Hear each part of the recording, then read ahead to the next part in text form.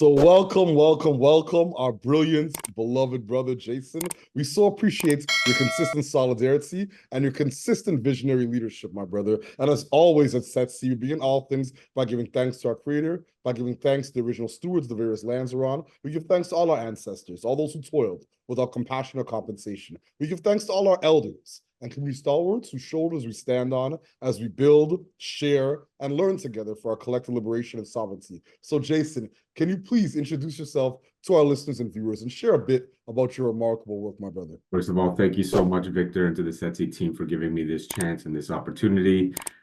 It's been incredible to watch the work that you and your team have been doing, and I admire it so much, and just appreciate, really the effort that you're putting forth to help our sector grow and grow with integrity and inclusivity and with justice. So thank you to you and your team for everything you're doing and for giving me a chance to share a little bit about myself and the very small part I've been playing to try to help achieve all these common objectives.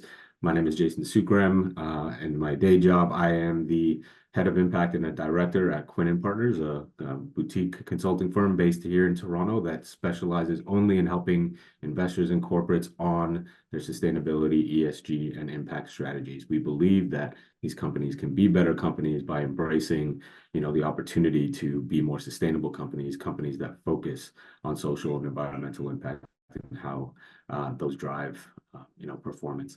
I'm based here in Toronto, the home to many First Nations covered by the Treaty 13 with Mississaugas of the Credit. I have lived here for most of my life. I live here with my wife and my 2.5-year-old daughter. Have been working in impact investing in some shape or form throughout my entire career.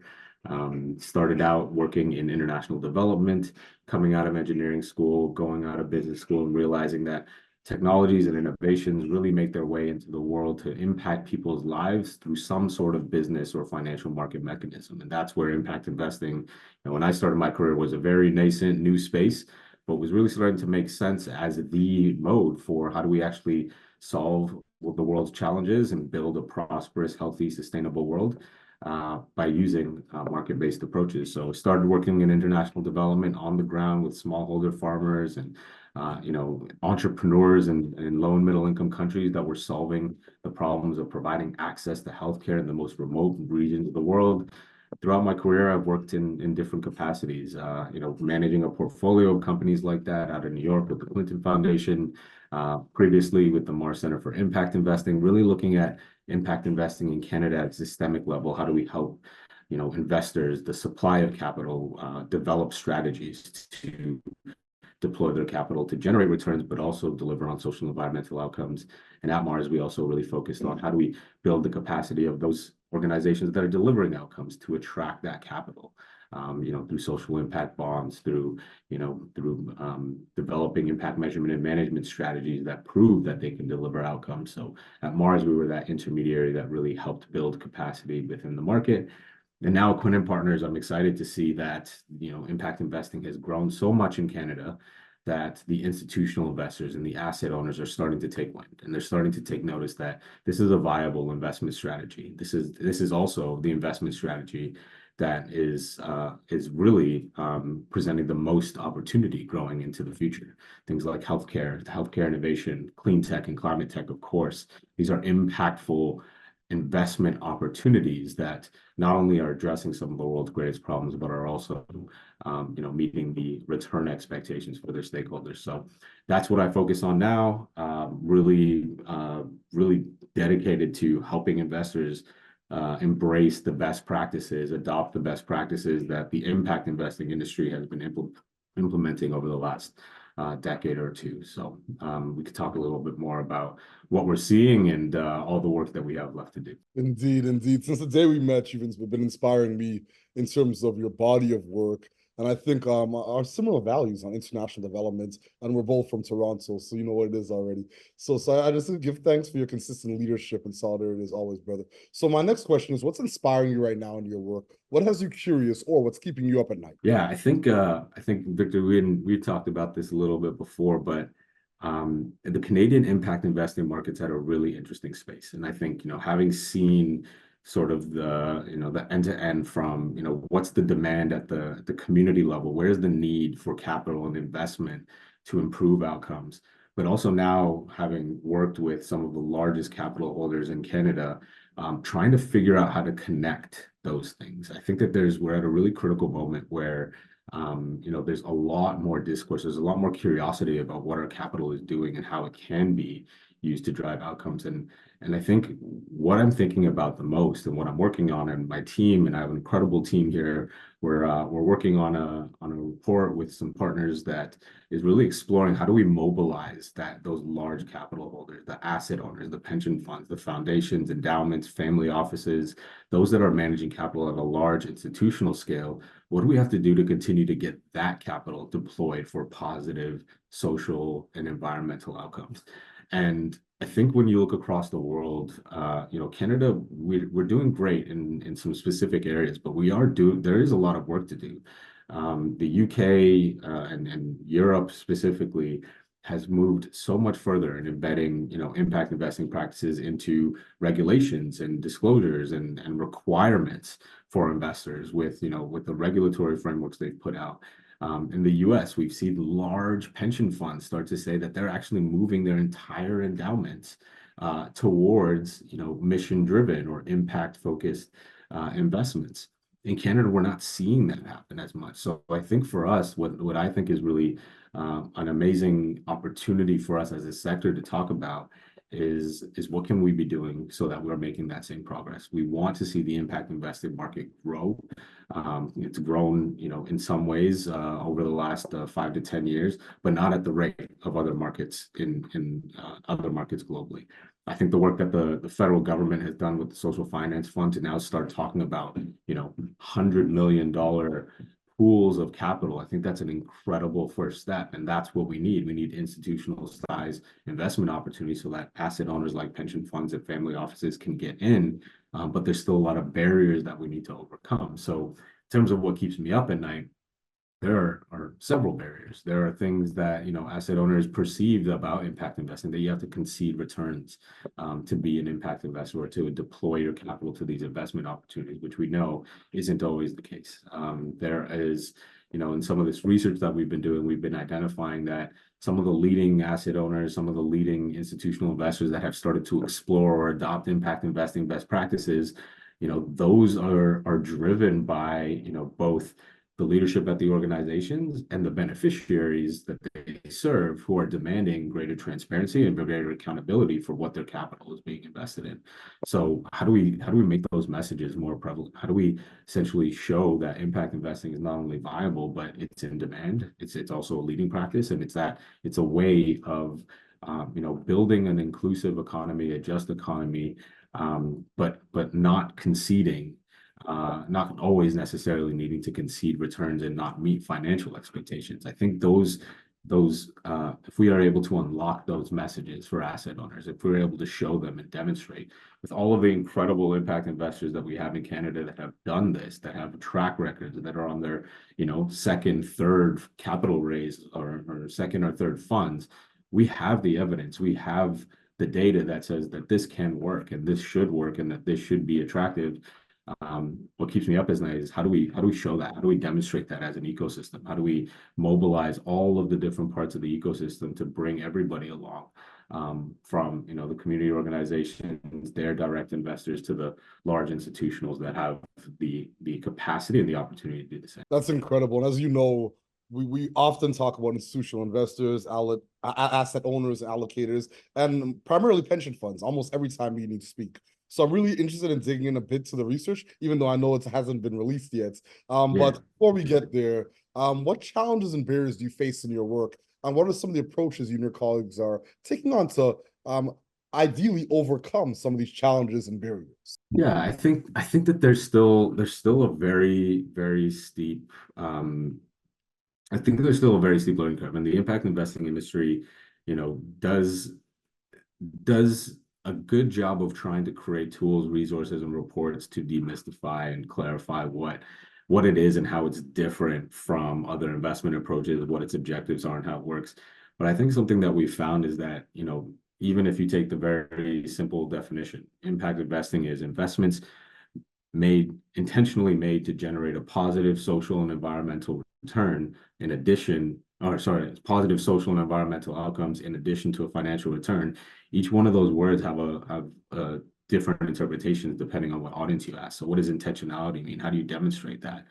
How do you know that, that how can an investor really prove that that this is embedded into what they're trying to achieve? And we have tools and solutions for that, but they're, like a theory of change, embedding it in your investment thesis, updating your investment policies to make it clear that this is an objective, aligning with standards like OPIM to show that, that impact is embedded into your investment process. Those are the things that kind of demonstrate intentionality, but those are things that, once you peel back the definition of impact investing, require quite a bit of time to educate, build awareness, and build tools and solutions for.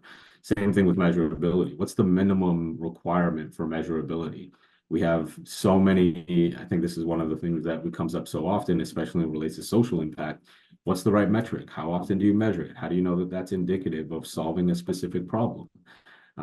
For social impact, it's so interesting because in the environmental space, the entire world has done an incredible job aligning around the single metric of avoided emissions. Let's reduce GHG emissions. Let's reduce our carbon footprint. There's so much work that can be done to quantify that and outline strategies to reduce that for one single metric.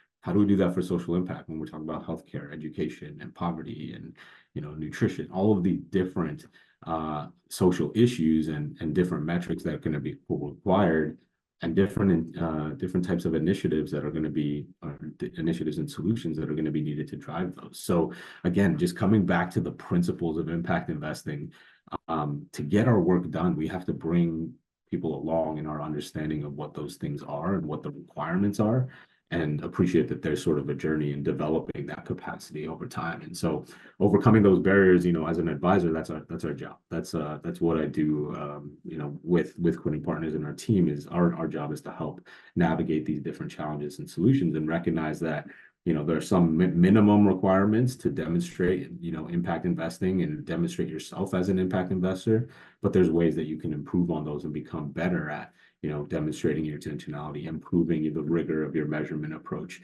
showing where you can engage in maybe more complex, innovative financing instruments where you could potentially be concessional, or, engage in blended finance, or those types of opportunities. So, I think there's a lot of challenges we face in being able to make those messages clear, and our way to overcome them is, show examples and demonstrate that there's a journey here that organizations, and particularly investors, can go on. Indeed. And thank you so much for all that context. Very comprehensive. And once again, underscores or highlights the intrinsic challenge around this. There is no single metric around such intersectional, pervasive, generational problems. So once again, I appreciate your leadership and your candor as always, brother. So my next question is, do you have a set of key priorities right now in your work? You alluded to a few of them, but if there's any more you'd like to share, please feel free.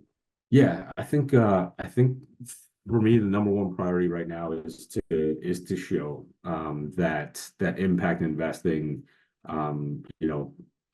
is a viable and attractive and almost necessary part of the investment strategy complement that asset owners should have in their portfolio. I think that's the number one priority. And I think being able to take lessons from other geographies, again, mentioning the California pension fund that recently declared that they're going to move their entire endowment. There's several European pension funds that have done the same.